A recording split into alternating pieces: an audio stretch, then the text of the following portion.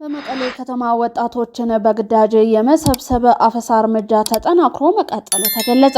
በትግራይ ክልል ዋና ከተማ መቀሌ ወጣቶችን በግዳጅ የመሰብሰብ እንዲሁም ወደ ውትድርና ማሰልጠኛ የማጓጓዝ እንቅስቃሴው ተጠናክሮ መቀጠሉ ተዘግቧል።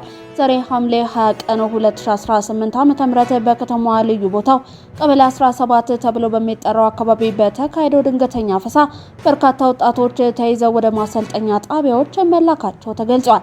ወጣቶች ከአካባቢያቸው እንዲሁም ከቤታቸው በግዳጅ በተያዙበት ወቅት የወላጆች በተለይም የእናቶች ከፍተኛ ዋይታ እንዲሁም ምሪታ በአካባቢው አስተጋብተዋል።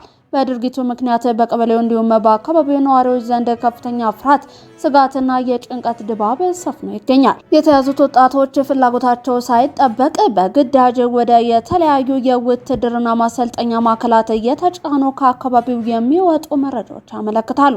በአካባቢው የሚከናወኑ መሰል ድንገተኛ የአፈሳ እርምጃዎች በማህበረሰቡ ውስጥ ከፍተኛ የሰብአዊ መብት እንዲሁም የደህንነት ስጋቶችንም እየፈጠሩ ይገኛሉ።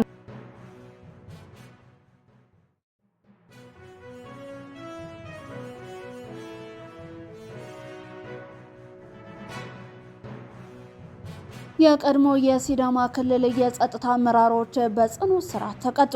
የቀድሞ የሲዳማ ክልል ሰላምና ጸጥታ ቢሮ ኃላፊ አቶ አለማየሁ ጢሞቴዎስ በ10 ዓመት ከ5 ወር ጽኑ እስራት፣ የቀድሞ የክልሉ ፖሊስ ኮሚሽነር ሽመልስ ቶማስ ደግሞ በ1 ዓመት ከ6 ወር ጽኑ እስራት እንዲቀጡ የሐዋሳ ከተማ ከፍተኛ ፍርድ ቤት ዛሬ ውሳኔን አስተላልፏል። የሐዋሳ ከተማ ከፍተኛ ፍርድ ቤት በዛሬው ዕለት በዋለው ችሎት በሰጠው ውሳኔ መሰረት በክልሉ ፍትህ ቢሮ ከሳሽነት የተመሰረተባቸውን ክስ መነሻ በማድረግ የቀረቡ የሰውና የሰነድ ማስረጃዎችን መመዘኑን ገልጿል። ፍርድ ቤቱ ከተከሳሾቹ ስልጣናቸውን አላግባብ በመገልገል የሲዳማ ነጻነት ሰራዊት የተባለ ታጣቂ ቡድንን በማደራጀትና ተደራራቢ የሰብአዊ መብት ጥሰቶችን በመፈጸም ጥፋተኛ ሆነው አግኝተዋቸዋል። በዚህም መሰረት አንደኛ ተከሳሽ አቶ አለማየሁ ጢሞቴዎስ በ10 ዓመት ከ5 ወር ጽኑ እስራት እንዲሁም በ4,000 ብር የገንዘብ መቀጮ እንዲቀጡ ተወስኗል።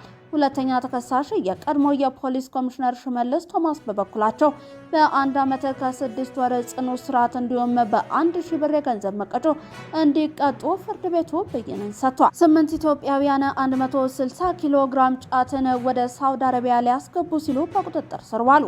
በሳውዲ አረቢያ የጸጥታ አካላት ባካሄዷቸው የፍተሻ እንዲሁም የቁጥጥር ስራዎች የድንበር ሕግ የተላለፉ 8 ግለሰቦች በቁጥጥር ስር መዋላቸውን ገልጿል። በጃዛን ክልል አልዳይር በተባለው ቀጠና የሚንቀሳቀሱ የድንበር ጠባቂ የፓትሮል አባላት 160 ኪሎ ግራም ጫትን ይዘው ሲንቀሳቀሱ ያገኟቸውን 8 የኢትዮጵያ ዜጎች በቁጥጥር ስር መዋላቸውን የገለጹት። መቀሌ ዩኒቨርሲቲ የ12ኛ ክፍል ተፈታኞችን መቀበል ጀመረ። የ2018 ዓ.ም የ12ኛ ክፍል ሀገር አቀፍ ማጠቃለያ ፈተናን በወረቀት የሚወስዱ ተማሪዎች ከዛሬ ሐምሌ 20 ቀን 2018 ዓ.ም ጀምሮ ወደ መቀሌ ዩኒቨርሲቲ የተለያዩ ግቢዎች መግባት መጀመራቸውን ዩኒቨርሲቲው ገልጿል። የተፈታኞች አቀባበል እስከ ነገ ሐምሌ 21 ቀን 2018 ዓ.ም ድረስ የሚቀጥል ሲሆን ተማሪዎቹ ግቢ ገብተው ከተጠናቀቁ በኋላ ስለ ፈተና ሂደትና ደንቦች አጠቃላይ ገለጻ እንደሚሰጣቸውም ታውቋል። መቀሌ ዩኒቨርሲቲ ለተፈታኞች ተማሪዎች አስፈላጊውን የመስተንግዶ እንዲሁም የሎጂስቲክስ ዝግጅትን ሙሉ በሙሉ ማጠናቀቁን እየገለጸ ሲሆን አሁንም ተማሪዎችን በሞቅታ በማስተናገድ ላይ ይገኛል። የክፍል አለቃውን የገደለው ታዳጊ በእስራት እንዲቀጣ ተወሰነበት። የወንጀል ድርጊቱ የተፈጸመው በጅማ ከተማ በሚገኘው ሄርማት አንደኛ ደረጃ ትምህርት ቤት ግቢ ውስጥ ነው። የከተማው ፖሊስ እንዳሳወቀው ከሆነ ሙአዝ ቢላል የተባለው ተማሪ የሚማርበትን ክፍል ሲረብሽ ቆይቶ በመስኮት በኩል ከመማሪያ ክፍሉ ዘሎ ወደ ውጭ ይወጣል። ይህን የተመለከተው የክፍሉ አለቃ ለምን እንዲህ ታደርጋለህ በማለት ይጠይቀዋል።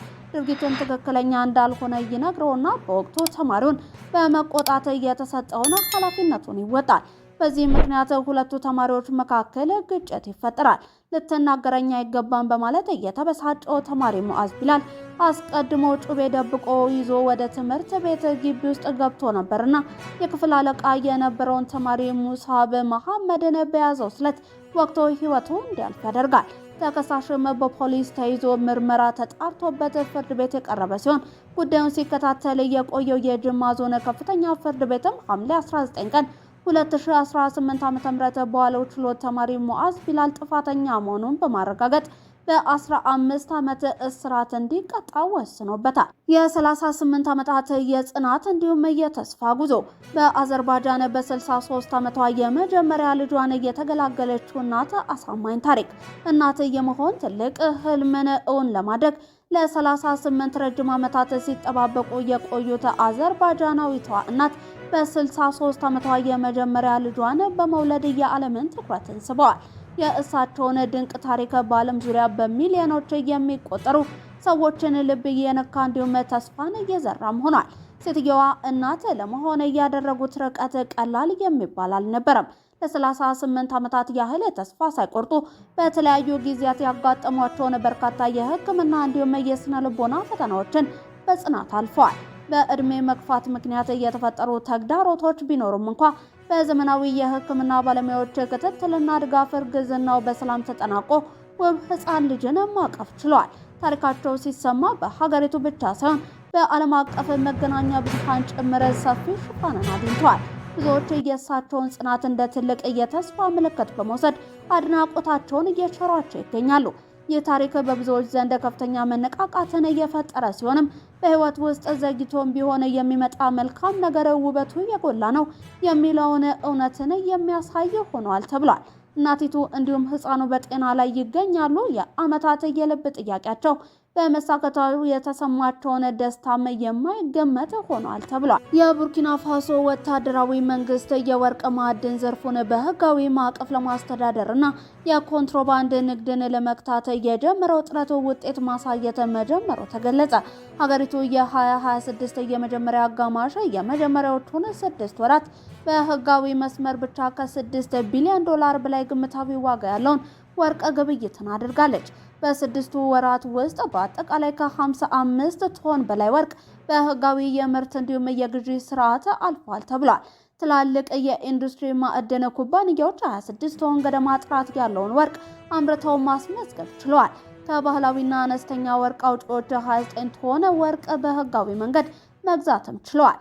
ይህም ድርጅቱ ለሙሉ ዓመት ካቀደው 45 ቶን ግብ ውስጥ 64%ቱን የሚሆነውን በግማሽ ዓመት ማሳካቱን ያሳያል። የቡርኪና ፋሶ መንግስት በሳህል ቀጠና ውስጥ የሚታየውን የጸጥታ ችግር እንዲሁም የኢኮኖሚ ተጽዕኖ ለመቋቋም የተፈጥሮ ሀብቶችን በግልጽነት ለማስተዳደር በርካታ እርምጃዎችን እየወሰደ ይገኛል።